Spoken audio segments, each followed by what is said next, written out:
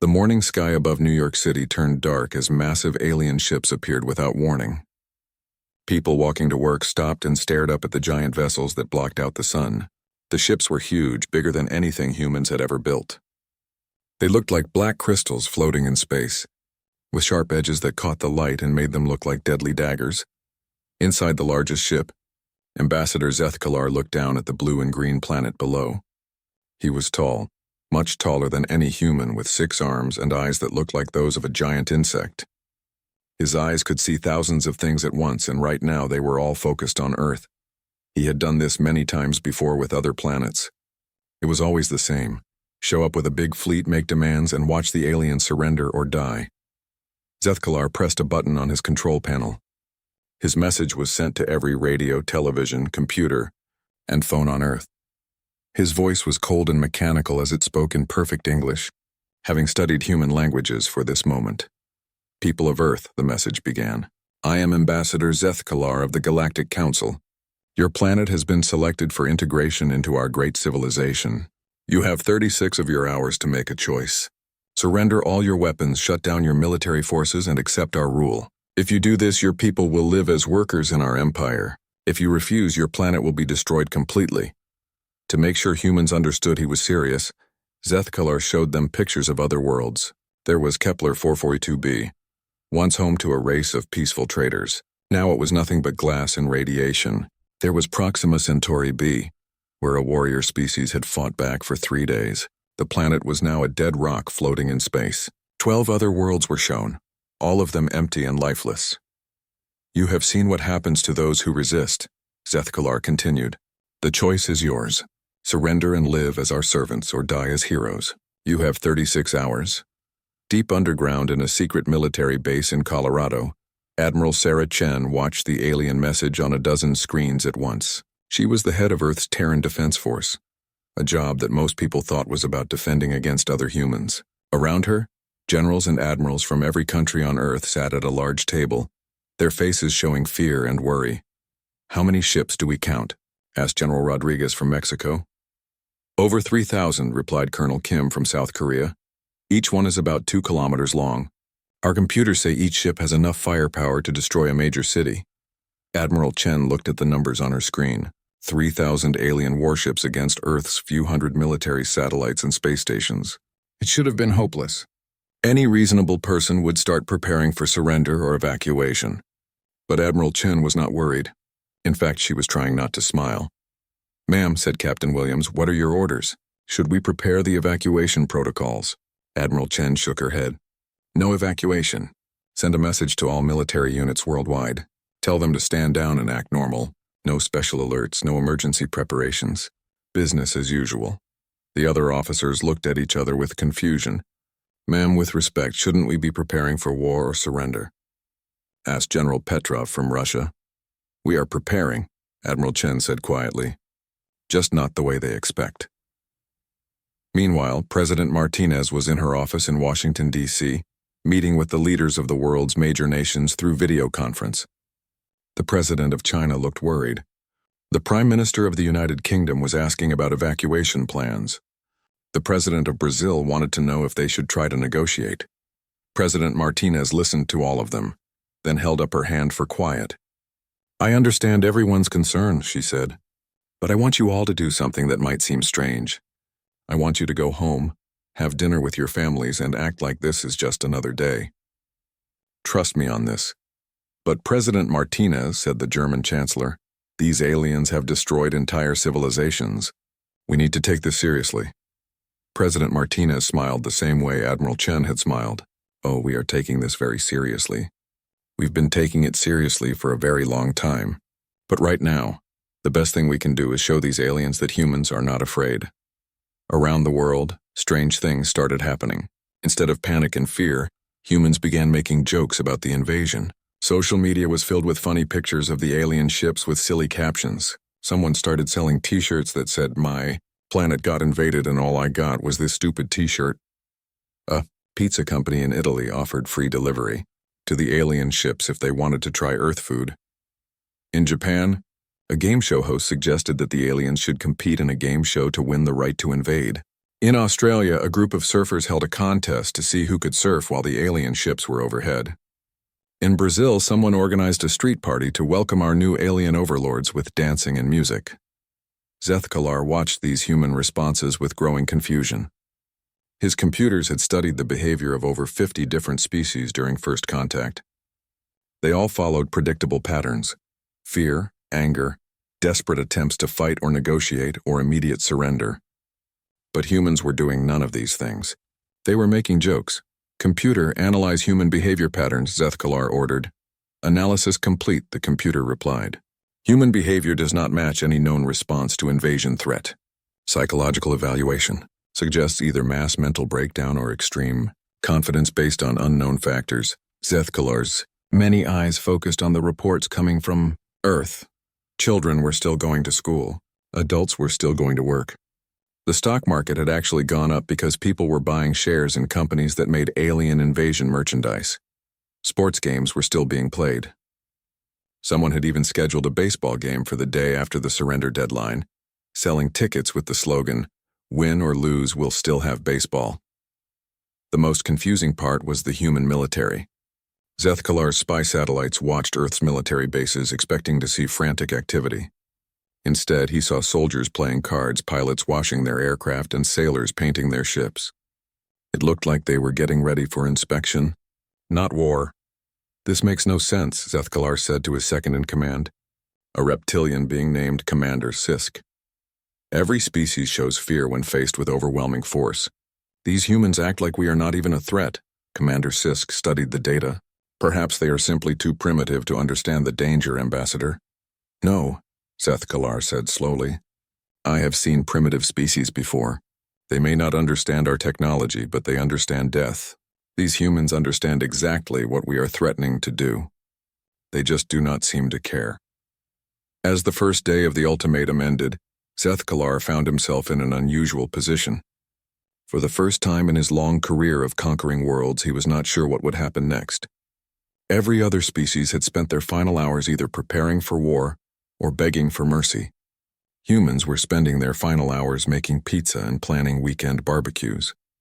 The ambassador looked out at the small blue planet below and wondered if perhaps he was missing something important. Tomorrow would bring answers, but for the first time in his life, Zethkalar was not sure he would like what he learned. The second day brought more confusion for Ambassador Zethkalar and his fleet. He had expected to wake up to reports of human panic, desperate military preparations, or frantic attempts to contact other alien species for help. Instead, his intelligence officers brought him news that made no sense at all. "Ambassador," said Intelligence Officer Rek, a small gray alien with large black eyes. "The humans are still not acting according to any invasion response pattern we know." Zethkalar looked at the reports on his screen. In New York, people were lined up to buy coffee and newspapers just like any other day. The newspapers had headlines about the alien invasion, but they were mixed in with stories about sports scores and celebrity gossip. One newspaper headline read, "Aliens demand surrender, weather will be sunny." "What about their military?" Zethkalar asked. "Sir, this is the strangest part," Rek replied. "Their military bases are completely calm. We intercepted radio messages between their soldiers, and they were talking about weekend plans and vacation requests. One group of pilots was arguing about which restaurant to visit after work." Zethkalar's compound eyes focused on the intelligence reports. "Show me the communications." On his screen appeared transcripts of human military radio chatter from around the world. "Control, this is Fighter Squadron 7. We've completed our morning patrol. Request permission to land. Permission granted, Squadron 7. How did the new recruits do on their first flight?" "They did great, Control. Johnson managed to fly in formation without crashing into anyone. I think he's ready for advanced training next week." "Copy that. By the way, my wife is making barbecue this Saturday. You're all invited if you want to come." "Sounds good, Control. We'll bring the beer." Zethkalar stared at the transcript. They are discussing social gatherings while under threat of planetary destruction. "Are you certain this communication is authentic?" "Yes, sir," Rek confirmed. "We have intercepted thousands of similar conversations. The humans are acting as if we do not exist." Commander Sisk entered the control room, carrying more reports. "Ambassador, the situation gets stranger. Human news networks are broadcasting what they call alien invasion comedy shows. They are making entertainment about our ultimatum. Show me, Zeth Galar ordered. The main screen displayed a human television program. A man in a suit was standing behind a desk talking to an audience that was laughing loudly. So these aliens show up, the man said, and they give us 36 hours to surrender. 36 hours! I can't even get my cable company to fix my internet in 36 hours. And they want us to surrender our entire planet? I told my wife, honey, we better start packing. She said, why? I said, because apparently we're moving to space prison. She said, is the rent cheaper? The audience laughed even louder. Zethkalar did not understand what was funny. Computer, explain human laughter response to invasion threat, he commanded. Human laughter is a complex social behavior, the computer replied. It can indicate happiness, nervousness, social bonding, or psychological coping mechanism. Analysis suggests humans are using humor to reduce stress and maintain social unity during crisis. So they are afraid, Zethkalar said, feeling slightly relieved. They are just hiding their fear with this laughter behavior. Negative, Ambassador, Breck interrupted. Our psychological scanners show human stress levels are actually lower than their normal daily average. They are not hiding fear. They genuinely seem relaxed. This was impossible. Zethkalar had conquered 47 different worlds. Fear was universal. Every intelligent species understood the basic concept of death and extinction. Yet these humans seemed to view his ultimatum as some kind of entertainment. He decided to investigate further. Open a communication channel to their leader, he ordered. Within minutes, President Martinez appeared on his screen. She was sitting in what looked like a comfortable office, drinking something from a white cup. She smiled when she saw him. Good morning, Ambassador Zethkalar, she said politely. How are you enjoying your visit to our solar system?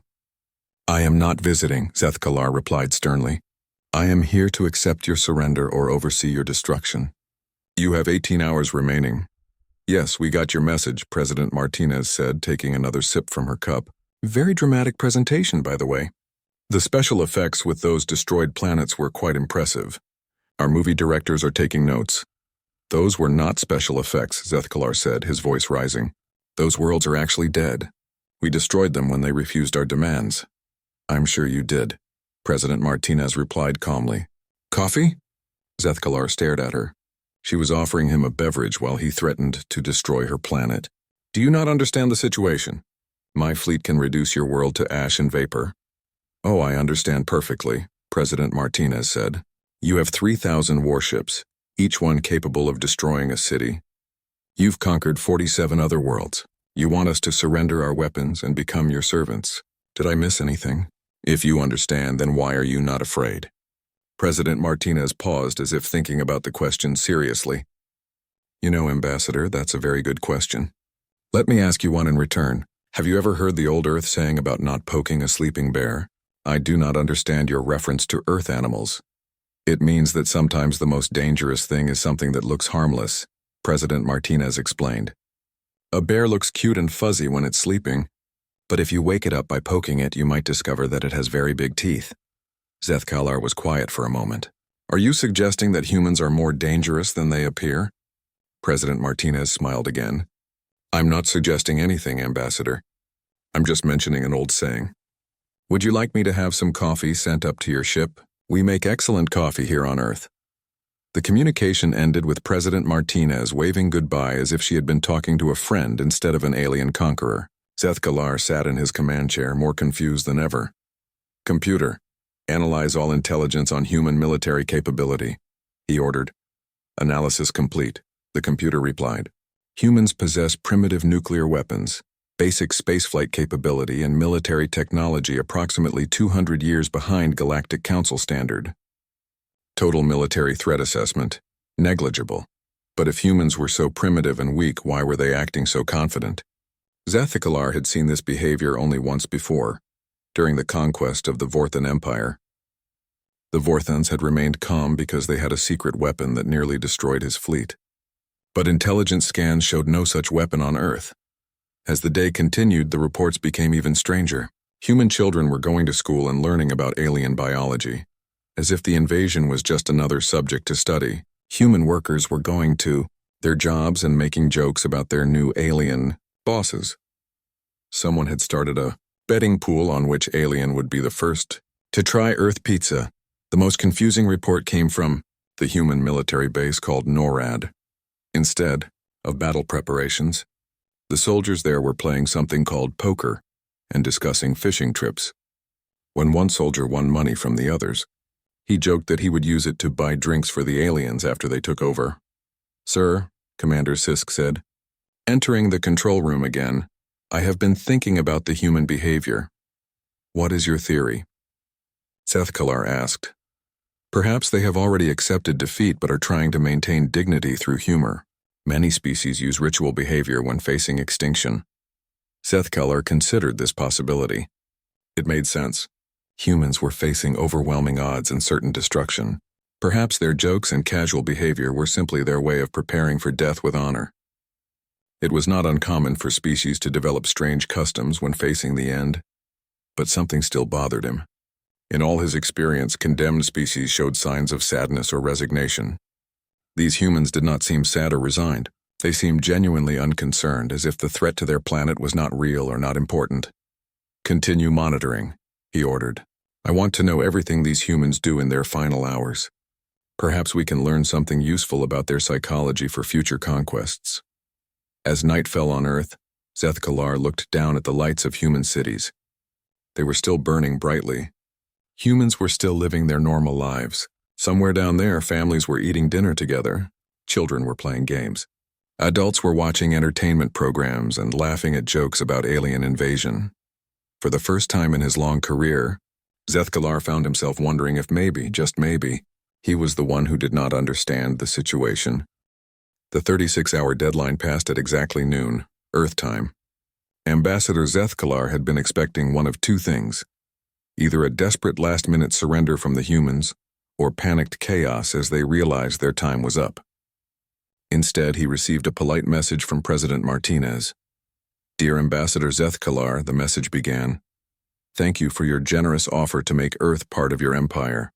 After careful consideration, we have decided to respectfully decline.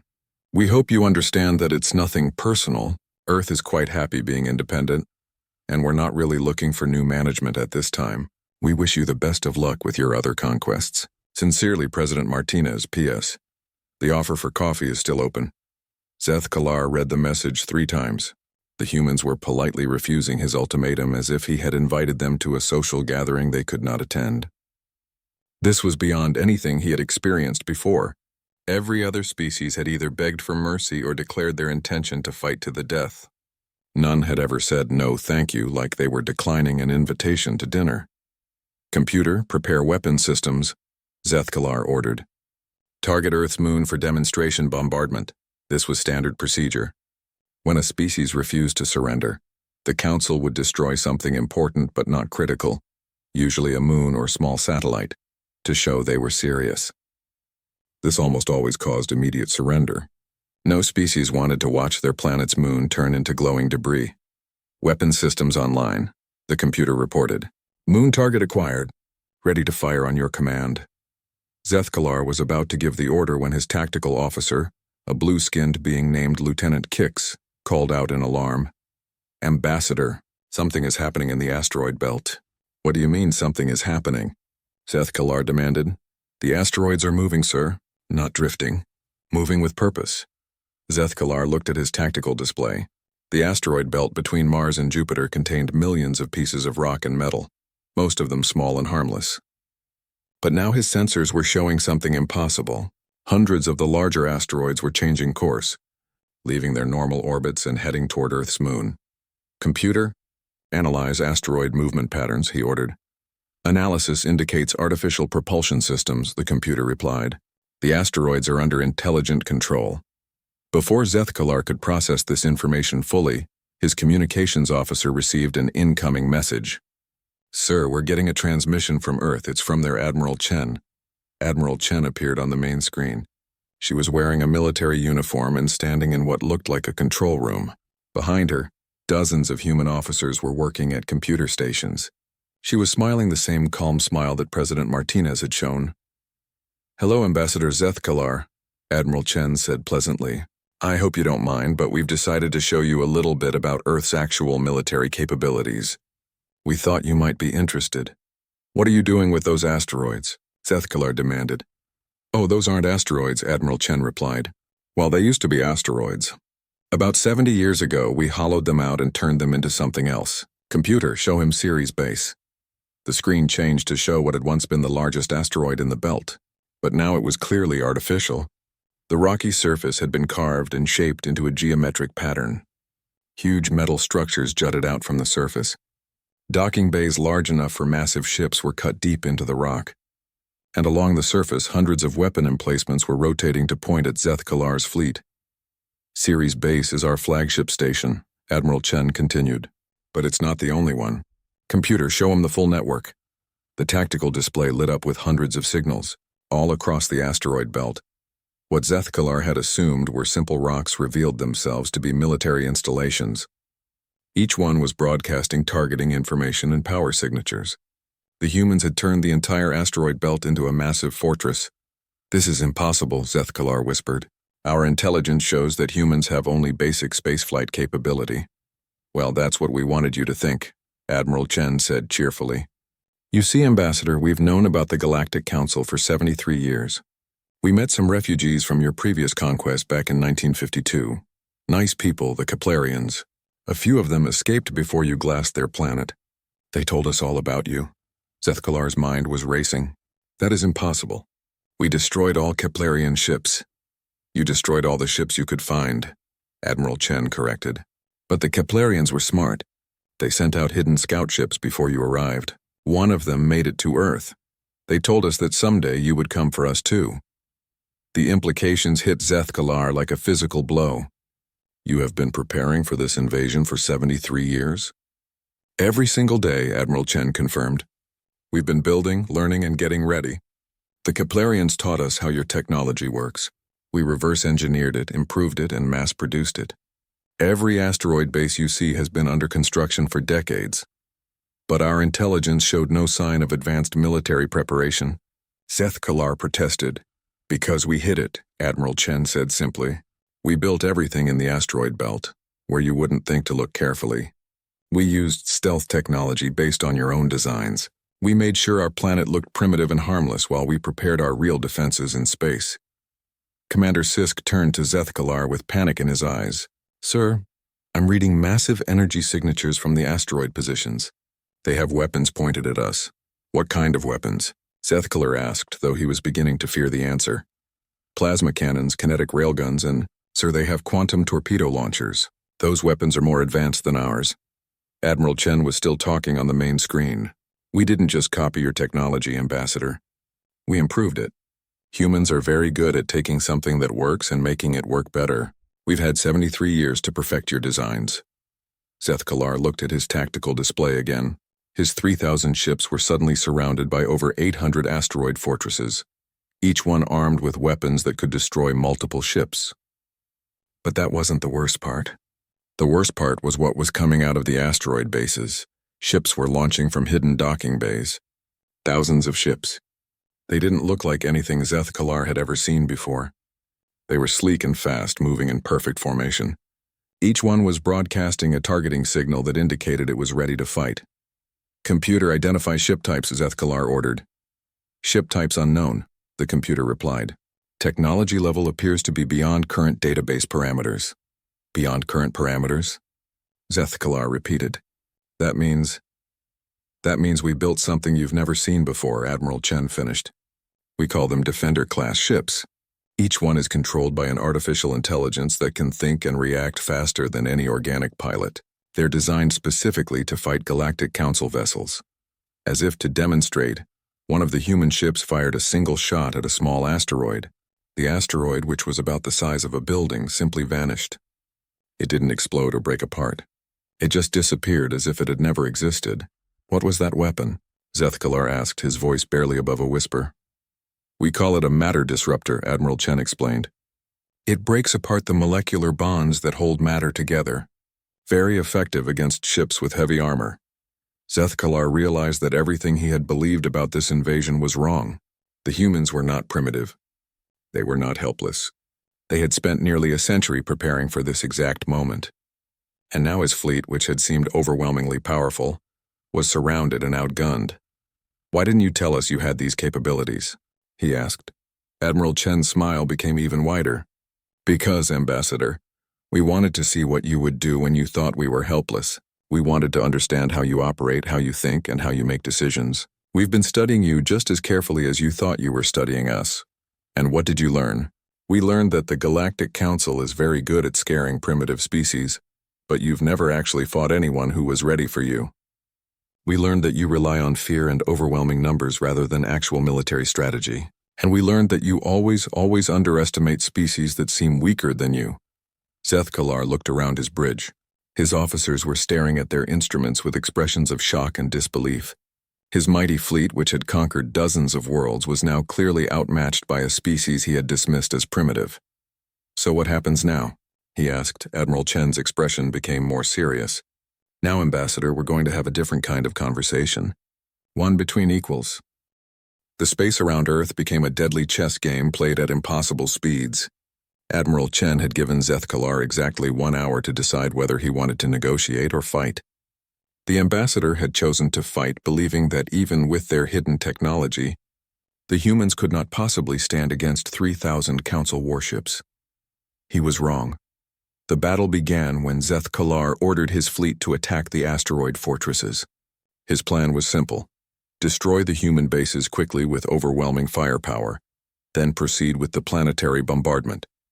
It was the same strategy that had worked on 47 other worlds. But humans, as Zethkalar was learning, did not fight like other species. Instead of meeting his fleet head-on in a traditional space battle, the human ships scattered in all directions. They moved in small groups, never more than 5 ships together, and they moved faster than anything Zethkalar had ever seen. His targeting computers could not lock onto them. "Why can't we hit them?" Commander Sisk demanded. "Their ships are using some kind of advanced maneuvering system," Lieutenant Keeks reported. "They're changing direction and speed faster than our computers can calculate firing solutions."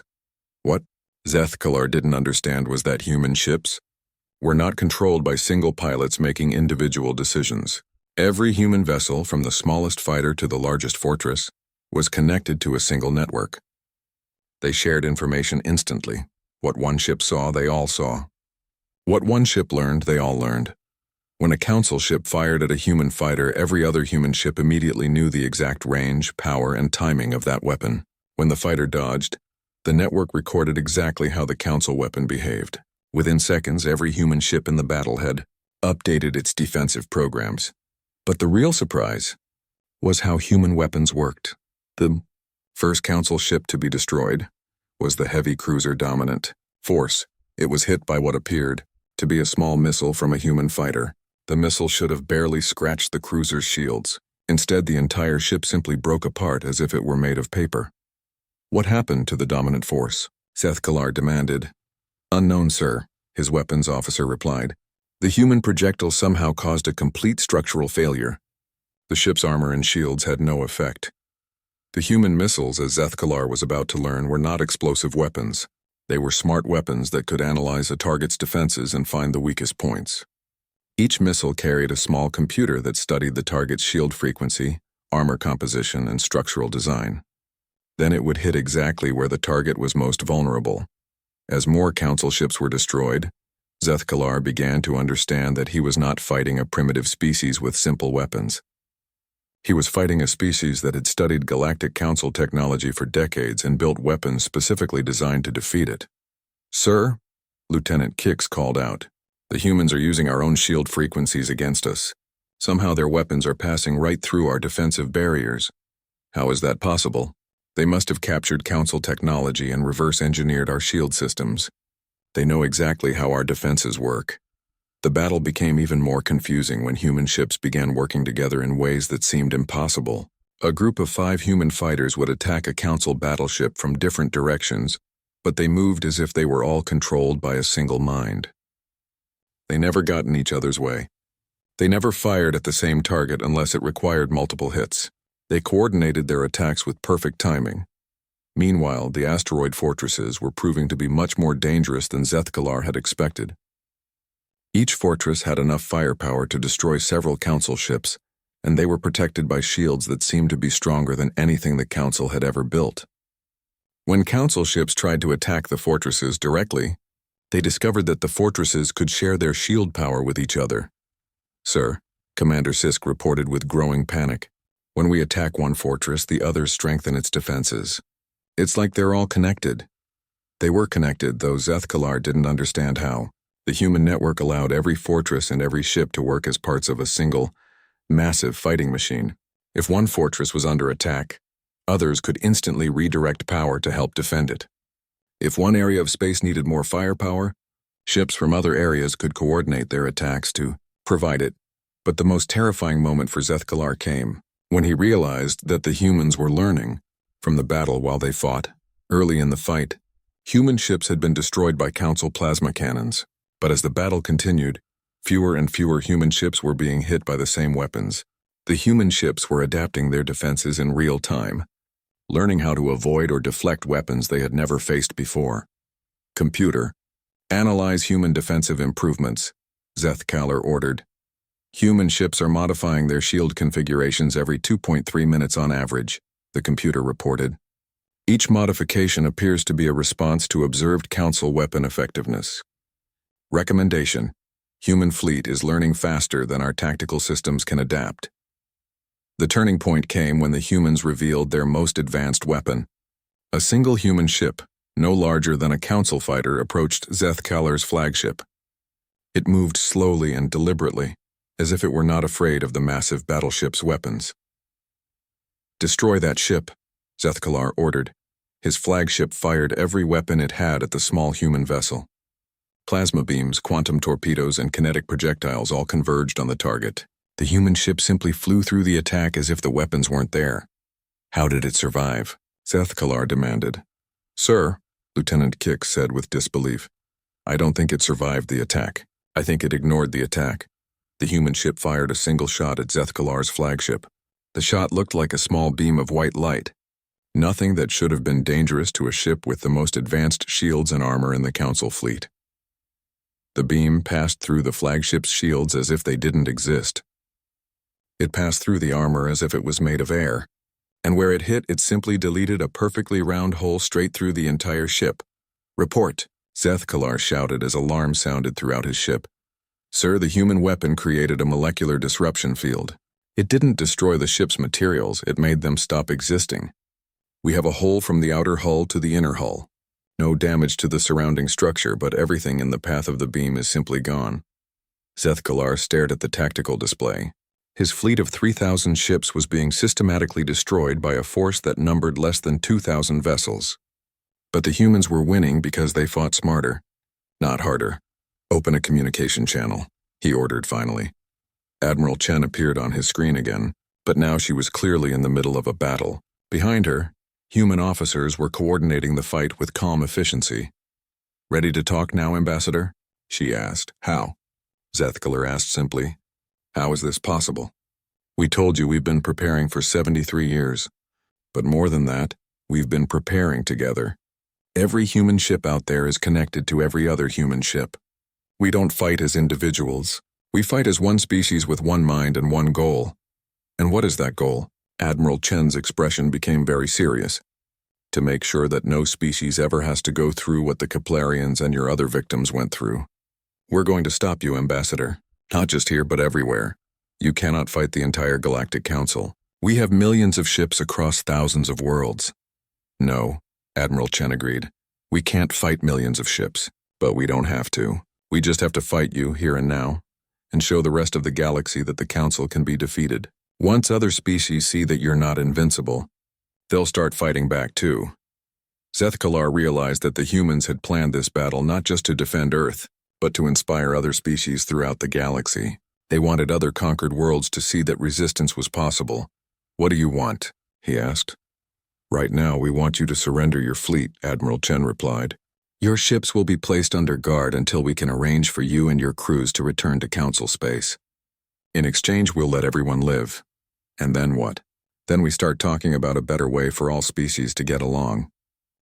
3 months after the battle that would become known throughout the galaxy as the day Earth said no, Ambassador Zethkalar sat in a chair that was designed for human comfort rather than his insectoid anatomy.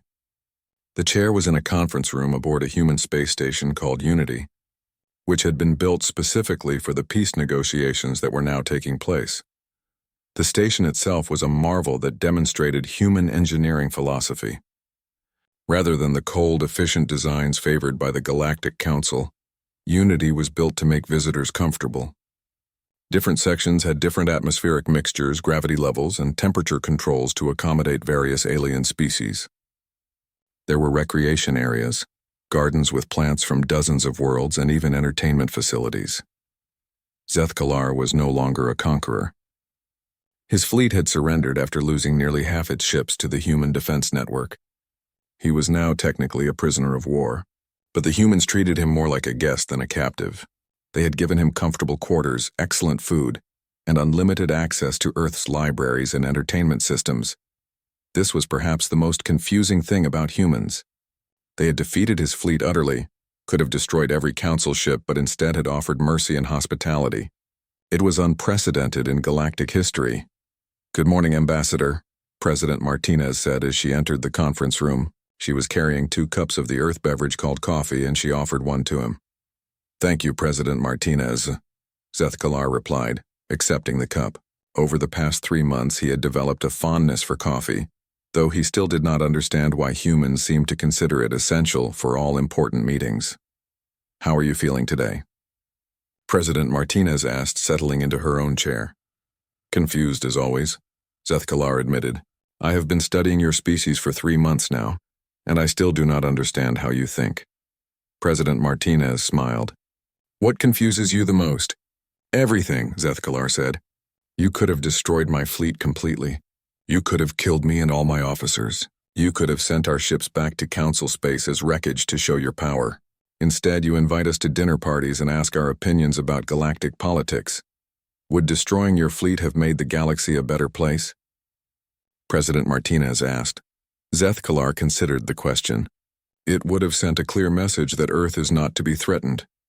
"We already sent that message when we won the battle," President Martinez pointed out. Destroying helpless ships after they surrendered would have sent a different message. It would have told the galaxy that humans are as cruel as the Council. This was the heart of what Zethkalar did not understand about humans. They were clearly capable of great violence. Their military technology was the most advanced he had ever seen. But they seemed to use that capability only when absolutely necessary. Once the threat was over, they immediately switched to what they called diplomacy. "Tell me about the other species," President Martinez said, changing the subject to the main purpose of today's meeting. Zethkalar activated a holographic display that showed a map of known galactic civilization. Red dots marked the 47 worlds that the Galactic Council had conquered. Blue dots showed the locations of Council homeworlds and major military bases. 12 species have already sent secret communications to your government, he reported. They want to know if humanity will help them rebel against Council rule. And what did we tell them? Admiral Chen told them that Earth would provide technical assistance and military advisors, but that each species would need to free itself. You cannot do it for them. President Martinez nodded. That's correct. Revolution only works when people fight for their own freedom. We can help, but we can't do it for them. This was another thing that confused Zethkalar. Humans had the military power to conquer the Council's empire themselves. They could become the new galactic rulers if they wanted. Instead, they were encouraging individual species to rebel and form their own governments. "Why do you not want to rule the galaxy yourself?" he asked. "Because ruling people who don't want to be ruled is both wrong and impractical," President Martinez replied. "The Council spent so much energy controlling conquered species that it never had time to actually improve anything. We want to build something better. What do you want to build?" President Martinez activated another holographic display. This one showed a different kind of galactic map. Instead of red and blue dots representing conquerors and conquered, it showed green lines connecting various worlds. "We want to build a network," she explained. "Species that trade with each other, share technology, and help each other solve problems. No empires, no conquerors, no subjects, just neighbors working together." "That sounds like chaos," Zethkalar said. "Without central authority, there will be conflicts, wars, competition for resources." There will be disagreements, President Martinez agreed. But there are ways to handle disagreements without conquest and slavery. Humans have learned this from our own history. Zethkalar had indeed studied human history during his captivity. It was a violent and chaotic story, full of wars, empires, and suffering. But somehow humans had eventually learned to cooperate on a global scale. They had formed a unified world government not through conquest, but through gradual agreement and compromise. Your own history shows that cooperation is possible, President Martinez continued. Humans spent thousands of years fighting each other before we learned to work together. But we did learn. Other species can learn too. A soft chime indicated that other participants were arriving for the day's main meeting. The conference room doors opened to admit a group that would have been impossible to imagine just a few months ago. Admiral Chen entered first, followed by representatives from 6 different alien species. There was Kaliseth from the liberated world of New Kepleria, a graceful being with silver skin and large, gentle eyes. There was Gronk from the mining world of Titan's Heart, a massive creature covered in rocky plates. There was Dr. Whisper from the ocean world of Deep Blue, whose voice came through a translation device because her species communicated through sonic frequencies. Each of these beings had been subjects of the Galactic Council until very recently. Now they were free, and they were here to help plan the future of galactic civilization. Good morning, everyone, Admiral Chen said as the group settled around the conference table. Today we're going to discuss the proposal for the Galactic Cooperation Network. Dr. Whisper activated her translator. My people are very interested in this network concept. We have many questions about how it would work. The basic idea is simple, Admiral Chen explained. Instead of one species ruling others, we have voluntary cooperation between equals. Each species governs itself, but we share information, technology, and resources when it benefits everyone. Gronk's voice rumbled through the room. What about disputes? What happens when species disagree about trade or territory? We solve them the way humans learned to solve them, President Martinez answered. Through negotiation, mediation, and sometimes international courts. It's not perfect, but it's better than war. Kaliseth spoke in her musical voice. The Keplerians have a saying, "A cage of gold is still a cage." We do not want to be ruled again even by benevolent rulers. We want to be free. That's exactly what we want too, Admiral Chen said. Earth doesn't want to rule anyone. We just want to be part of a galaxy where everyone can be free and safe. Over the next several hours, the group discussed the practical details of building a new kind of galactic civilization. They talked about trade agreements, defense pacts, technology sharing, and dispute resolution. It was slow, complicated work, but Zethkalar found himself fascinated by the process. These species were not being forced to cooperate. They were choosing to cooperate because they believed it would make their lives better. It was the exact opposite of how the Galactic Council had operated. As the day's meeting ended, Zethkalar found himself alone with President Martinez again. What will happen to the Council? He asked. That depends on the Council, President Martinez replied. Some Council species have already requested to join the cooperation network. Others are still trying to hold on to their empire. And some, like your own species, are thinking about what they want to do next. What do you think I should do? President Martinez was quiet for a moment, looking out the station's window at the stars beyond. I think you should go home and tell your people what you've learned here. Tell them about the humans who chose cooperation over conquest. Tell them about the species that chose freedom over security. Tell them that there's another way to live in this galaxy. And if they don't listen, then eventually they'll have to change anyway. Because the old way doesn't work anymore. Too many species have seen that the Council can be defeated.